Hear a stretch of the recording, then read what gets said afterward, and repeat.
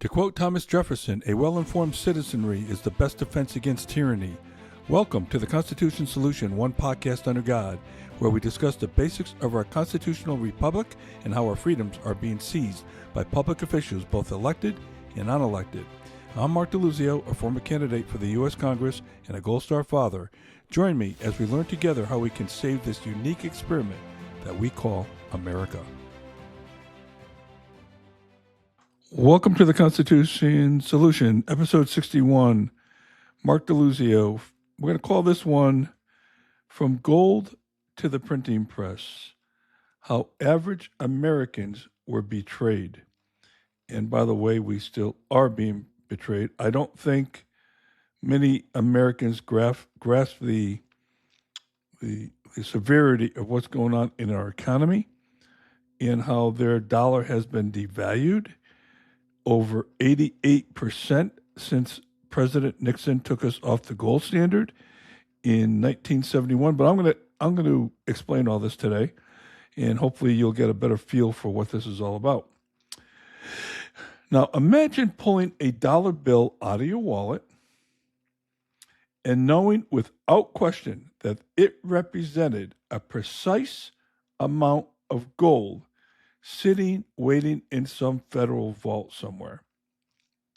Wouldn't that give you confidence? No discretion, no emergency printing, no trillion-dollar balance sheets, no federal debt. For most of modern history, money had this anchor. Today, that anchor is gone. And I'm going to let you know how it got to be abolished and why.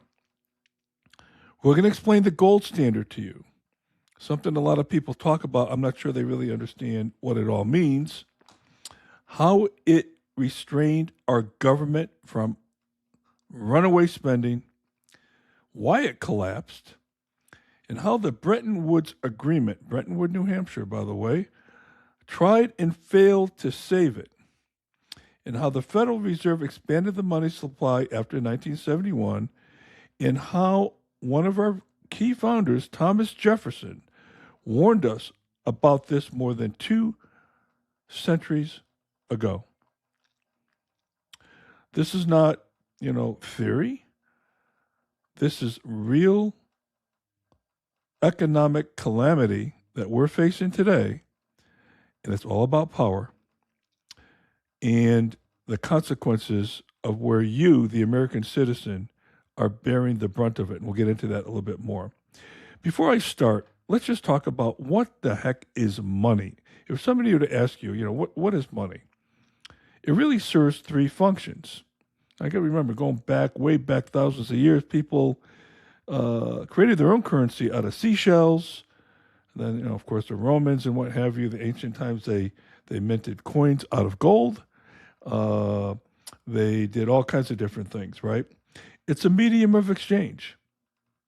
Because if I raise chickens, in order for me to trade those chickens with something that you have, you're going to have chickens. And if you don't want chickens, I can't buy what you have, okay? So it didn't really help me that I had something of value that I couldn't, use to acquire other goods and services that I needed. So it was a medium of exchange. It was a store of value. And it was a unit of measure, a unit of account, so that we can always look at our bank accounts, our savings, and understand our monetary situation, okay? I mean, if I had 2 million chickens, I could say I'm rich in chickens, but it's not going to do me much good because I don't have all that much purchasing power with that many chickens. So, for centuries, gold and silver, but primarily gold, emerged as money not governed by decree. And we'll talk about decree a little bit later, but by market choice. So it was something that you could turn in for gold. It was backed by something of value, okay?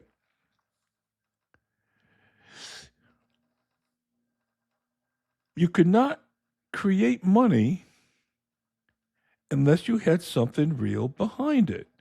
And that rule really did matter. And by the way, that rule's gone today. So we're going to get more into this as we go through. Now let's talk about Thomas Jefferson. To me, perhaps one of the most brilliant founding fathers.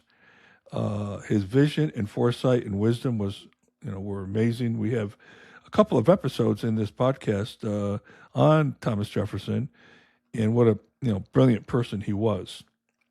Now, he never used the word gold standard, but he clearly explained how sound money should work and why it mattered. Jefferson believed money must be grounded in something real, not political promises, which, by the way, is where we are today. To him, gold and silver were money because they had intrinsic value and could not be created by decree. Fiat currency, you might have heard that word. Fiat currency is Latin for let it be done, or money is worth something just because the government says it is worth something by decree. So our money today is backed by the government saying, yeah, that dollar bill in your pocket is worth something by decree. That is fiat money, not backed by something solid like gold. Okay? And by the way, every currency in the world today is fiat currency. It is not backed by anything. All right? And that's a real problem. Now, Jefferson warned paper is poverty. Paper money he's talking about. It is only the ghost of money and not money itself. Okay? He believed paper money allowed governments and banks to quietly transfer wealth from the public to elites through inflation. And he is 100% correct. And I'm going to explain how that works as we go forward in this episode. He viewed inflation as a hidden tax.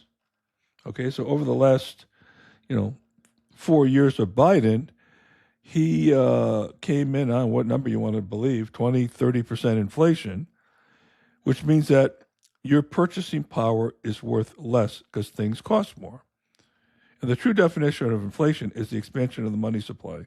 The more you have of anything, it's going to be worth less. Okay?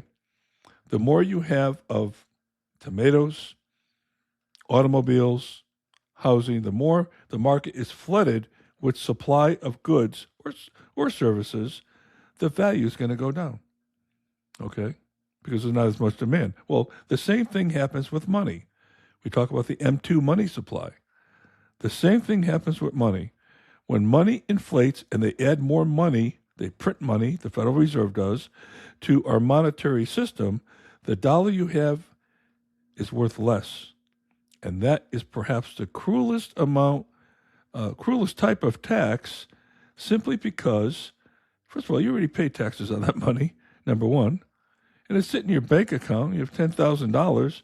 If there's 10% inflation, it's going to go down to purchasing power of $9,000, even though your bank account might still say $10,000.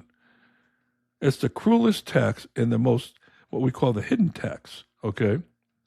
Jefferson said he sincerely believes that banking establishments are more dangerous than standing armies, okay? And he supported a bimetallic system of gold and silver. And he laid it out in a report in 1792 on the mint. Now, paper currency, in his view, should only represent metal, not replace it. Now, if you go to the Constitution, in Article 1, Section 8, which are the 18 enumerated powers of Congress, Congress has the power to coin money, not print money. And that is in there for a specific reason, that Jefferson in particular wanted to stay away from paper currency because he knew the danger, okay? Let's just look at it this way. Let's say the government holds $10,000 worth of gold. So it issues $10,000 worth of paper currency, okay? So now the gold reserve is 10,000. the paper currency in the marketplace, whether it's you, your neighbors, whoever else, there's $10,000 of paper currency. But now the government says, well, wait a minute now. Instead, we're going to issue another $10,000 of currency into the marketplace. This is the equivalent of the Federal Reserve printing money. Okay? How much is your money worth now? It's worth half. Because it's $20,000 of currency only supported by $10,000 of gold. Okay? So now we use the gold standard to limit how much money the government can actually create, and that limited spending. Okay? So you see how that works now? So this doesn't happen overnight, by the way. You don't just automatically see your dollars not worth what they were immediately. Okay? The purchasing power is silent. It's cut in half, but it's silent. Okay? You will pay later in higher prices.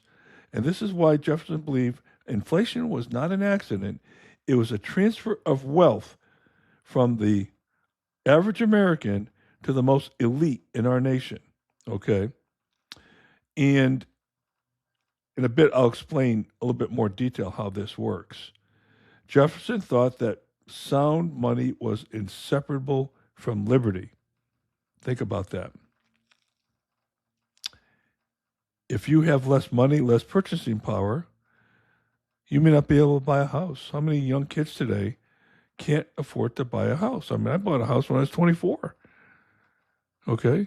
Way back in the 80s, 80 now. We got married in 1980, so 1982, we bought our first house. Okay? Paid $70,000 for it. I thought that was a horrendous amount of money, right? Now my cars are worth more than that. So lack of financial wherewithal is a damper on your freedom. We can't take that vacation this year. We can't go buy that cottage down by the beach. We can't buy, a car for your children.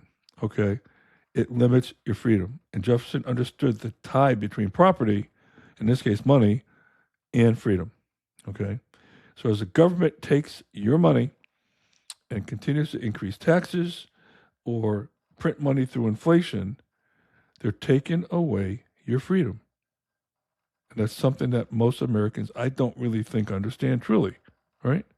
Matter of fact, I had one guy tell me, I don't mind paying taxes. Really? Do you see what we're doing with your money unconstitutionally? And you're just sitting there like Mr. Benevolent? Well, I don't think I pay enough taxes. One guy actually told me that. I say, look, there's nothing stopping you from from writing a check to the U.S. Treasury. They'll cash your check. Trust me. Go right ahead. Be my guest. Matter of fact, why don't you do it now? Let me watch you do it. You know, big talk, right? All this big talk.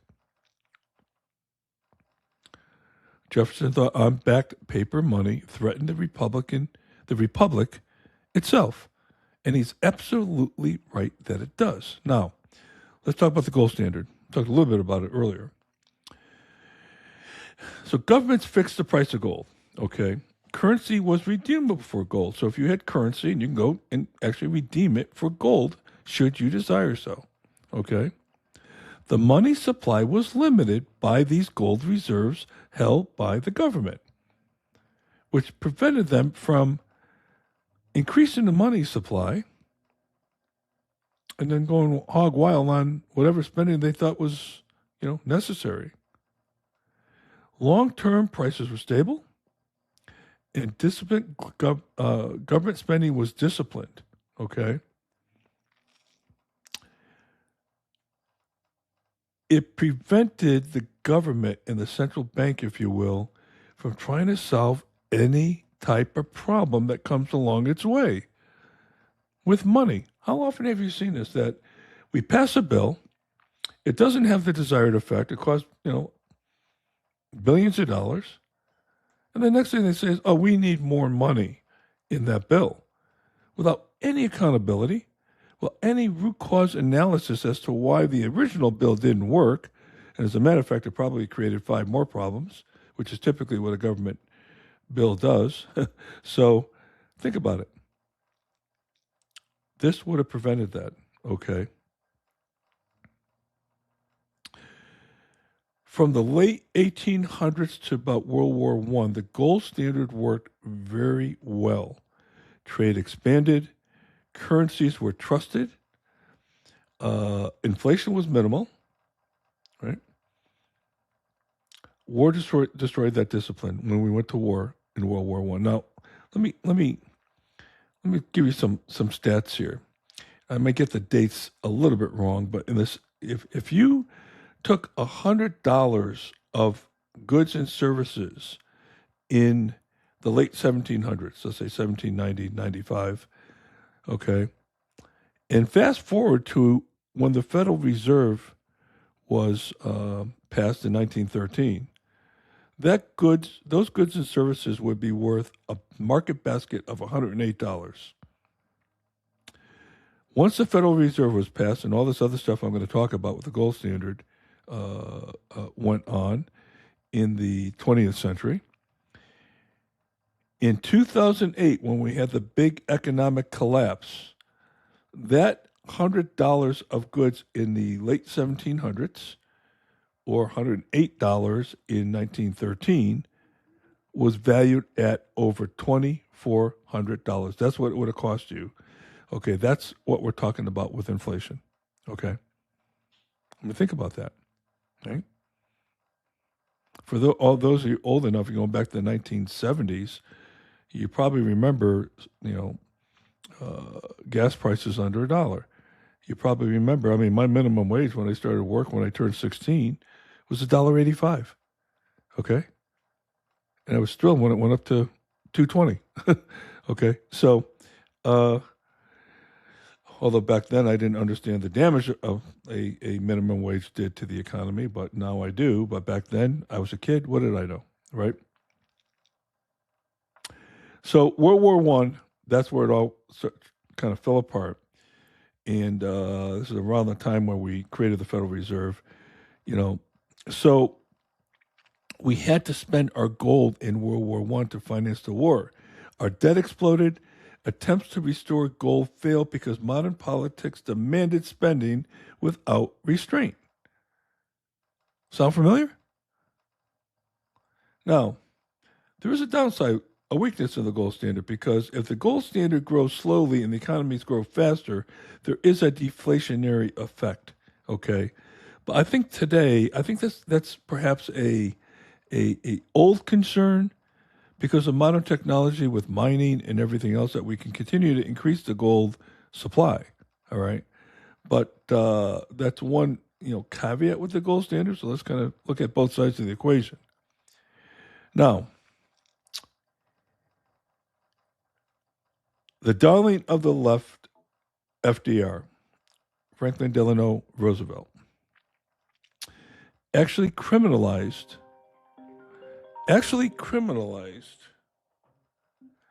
the ownership of gold for American citizens. Okay? In the early 1930s, the United States was trapped in a Great Depression, as we all know. Banks were failing. Credit had collapsed. Deflation was crushing debtors. The Federal Reserve kept interest rates high, which made financing impossible. You heard about all the farms going bust, the Dust Bowl. That's what happened there. Okay. But the gold standard was still in place. So that meant government could not freely expand the money supply. So what did Roosevelt do? In 1933, he took a step which was unprecedented. Okay. And for you people out there who are big Bitcoin fans, okay, keep this in mind. All right. He made private ownership of gold illegal. Executive Order 6102. And I don't even know if that was constitutional. I mean, I should have looked into that, but I don't know how the government can do that, but Americans were ordered to turn in their gold coins, bullion, certificates to the Federal Reserve in exchange for paper dollars. And the fixed price that the government set was $20.67 an ounce.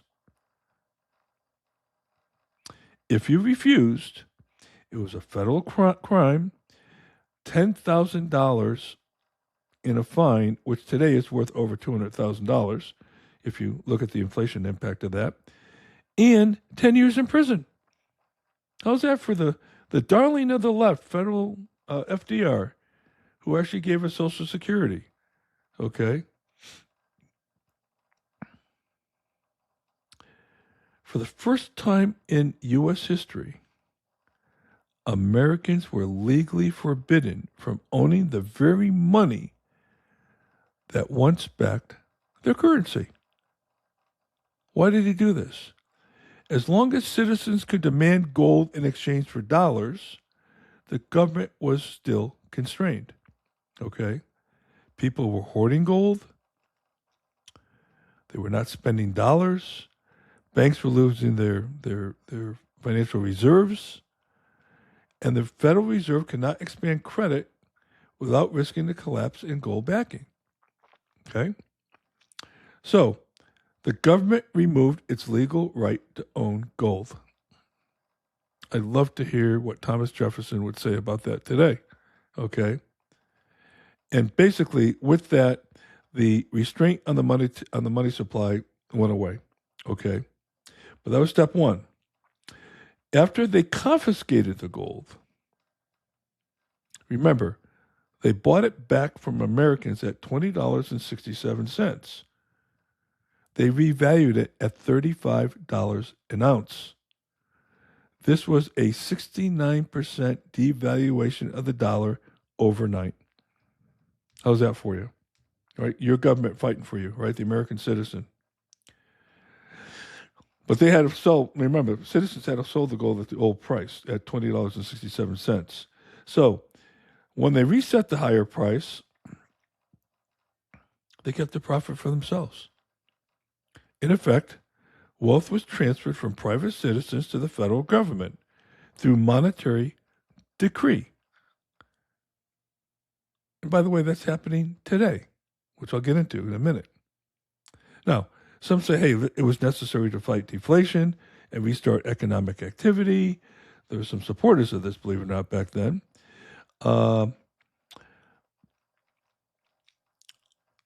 It did allow more money to be created. Remember what I said about earlier? When the money supply expands, the dollar deflates. And that's what happened. That's what this whole $35 thing was all about. Okay, because now they had that 69% window to be able to print more money. Okay. And of course, more debt was issued. Now, remember how this works. The Federal Reserve prints money, expands the money supply, takes that money, and buys our debt through Treasury bills and other Treasury instruments. Okay. And then they issue those to the banks. Okay. The member banks, because every bank has to be a member of the Federal Reserve. All right. Short term, it was a Band-Aid. Long term, the consequences were enormous. It permanently broke the idea that Americans had a legal right to sell money. And we seem to have forgotten about all this, right? They don't teach you this in school, by the way, okay? They'll teach you Keynesian economics, but they won't teach you this. And the government can create the rules it wants to say, hey, your gold is only worth $20.67. Forget about what the market would value that at. And oh yeah, by the way, you can't own it. And oh yeah, by the way, you go to jail and pay big fines if you do, or if you're caught owning it. And oh yeah, by the way, give it up, okay? And then they devalued it. So that set the stage for Bretton Woods, New Hampshire. Let's get into that, okay? After the Second World War, Bretton Woods, the group got together and tied global currencies to the U.S. dollar. Okay, so all currencies around the world were tied to the US dollar, and it was tied at, guess what, $35 an ounce. Okay? Only governments could redeem for gold, not citizens, right? It did work temporarily because the US held most of the gold. And the flaw, though, was fatal. What happened was the US had to supply dollars to the world and guarantee gold could be converted. Global trade expanded, and as the economy expanded, dollars multiplied, but gold did not.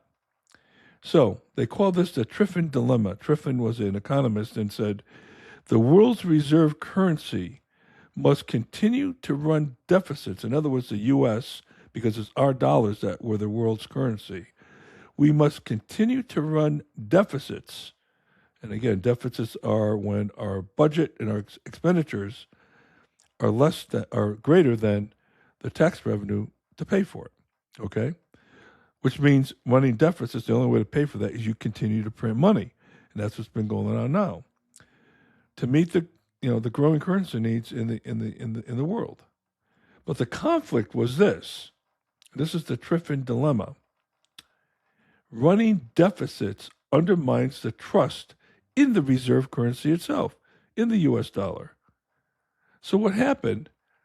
Foreign governments started demanding gold because there's a lack of trust, right? We didn't have enough gold. So in 1971, what did Nixon do? He suspended the gold standard, got rid of it, and gold was gone. No longer is our currency or any other currency in the world backed by any precious metal. Thank you, Richard Nixon. Okay.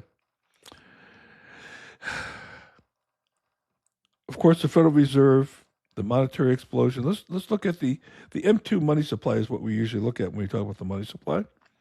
Okay. In 1971, the money supply, the M2 money supply was $700 billion. By 2000, it exceeded 4.5 trillion. 2020, 15 trillion. 2022, 21 trillion. And in December, this past December, a couple months ago, in 2025, it was $22.4 trillion. The Federal Reserve balance sheet grew under 1 trillion in 2008 to 9 trillion after COVID. This was not accidental. This is exactly what the elites in government and also in the banking industry all wanted. This was the policy, okay? So what happened? Asset prices soared because of this inflation. Stocks, hard assets like stocks, housing, financial assets, all increased. Now, it kills me when politicians use the Dow Jones Industrial Market or the S&P 500 as an indicator of a sound economy. It's not the case at all. Think about it. The consequences of unstrained money, asset prices like stocks soared because of this issue. Because what happens is, and by the way, our wages lagged, our savings eroded. Remember what I told you about savings? That money sitting in your bank account gets devalued when these fools are printing money. And now your $10,000 can only buy $9,000 worth of goods. Okay? The people closest to the money that's created get the benefit. Who is that? Investors and banks. Okay? Think about it. Banks pay back loans. So they'll take a loan from a bank. Okay? An investor will take a loan from a bank and buy a bunch of assets, whatever they may be. That fixed interest loan, over the course of time, once inflation takes its ugly toll on the currency, you're paying back that fixed interest with cheaper dollars. All right? So, if you're paying back $1,000 in interest a month, okay, in a couple of years with 15, 20% inflation, you're still paying back $1,000, but the dollars are only worth $800. So you're actually paying back your loan with cheaper dollars. That's one thing. Secondly, the assets that you purchased with that loan that you're paying back with cheaper dollars increases in value. Okay? So it's a double whammy. Now, who pays for that? You do. The American people pay for that through inflation in their own bank accounts, okay, in their own when they go to the grocery store or buy a car or whatever, right? And we have to pay back the government debt in interest with our tax dollars. Today, today is February 23rd, 2026. Our debt is sitting at around $38.4 trillion. Okay. That's 125% of our gross domestic product. Again, GDP is all the goods and services produced in a given year. Okay. And over $1 trillion, which represents 14% of our federal budget, $1 trillion is interest payments that we have to pay back. Now, isn't that a nice job? Think about it. Federal Reserve creates money out of nothing. They create it into existence. They buy our debt, and then we got to pay them back with real money, be it devalued, but we got to still pay them back with real money. Not only the principal, but the interest. I'd love to have a business like that. I wouldn't have any labor. I wouldn't have any materials.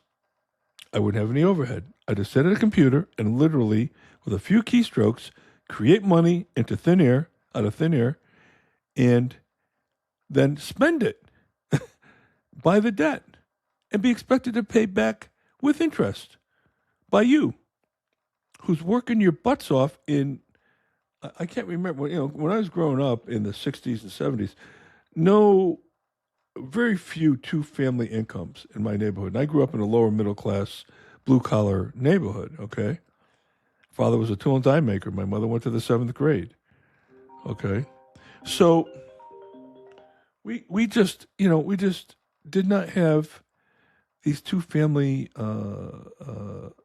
two-income families. Today, it's unheard of, okay?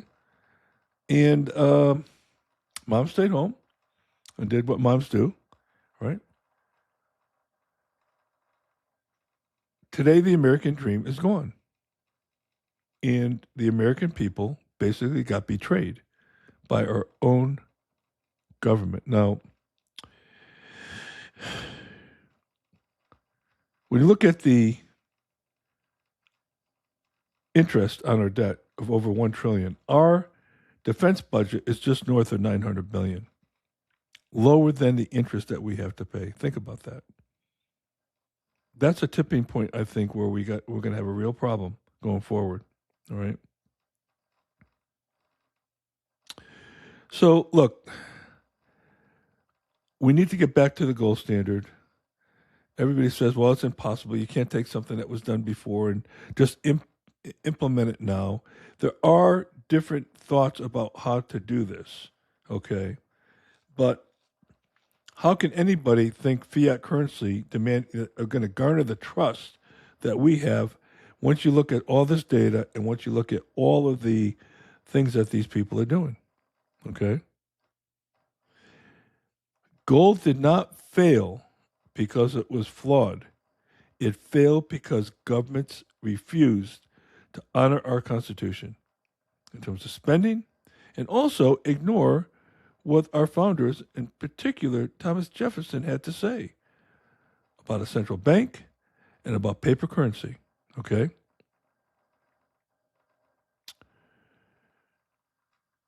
So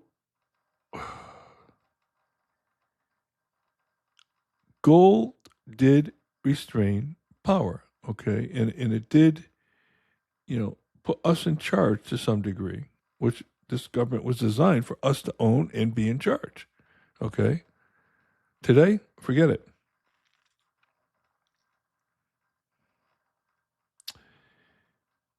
It's all about trust in our government, and I think our trust is eroding time and time again. And the whole calamity with the elimination of the gold standard,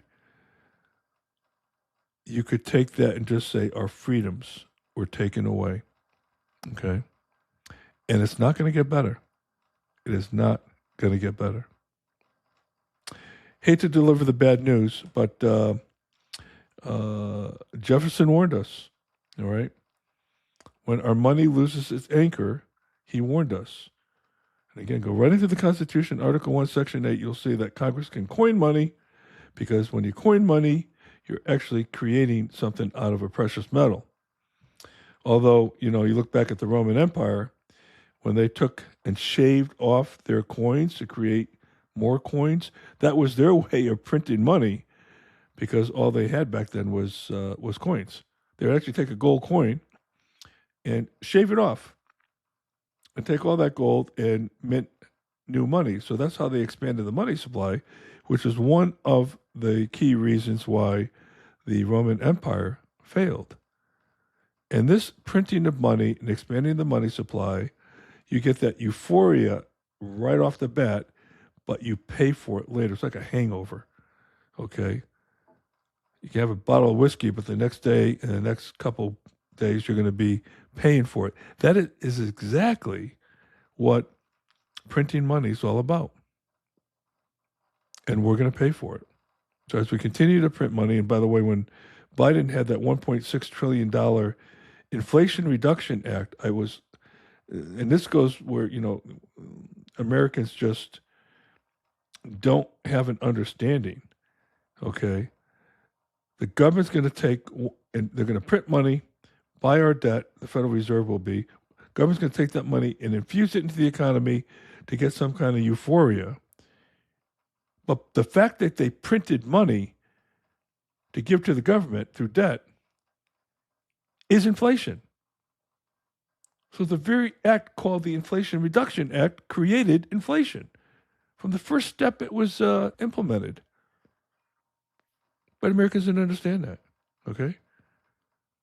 And I go back to our school system. I've got a couple episodes on that, and how Americans just don't understand what's going on in these kind of, situations. So it's sad. And, there is another episode I have in terms of what the options are to get rid of our debt.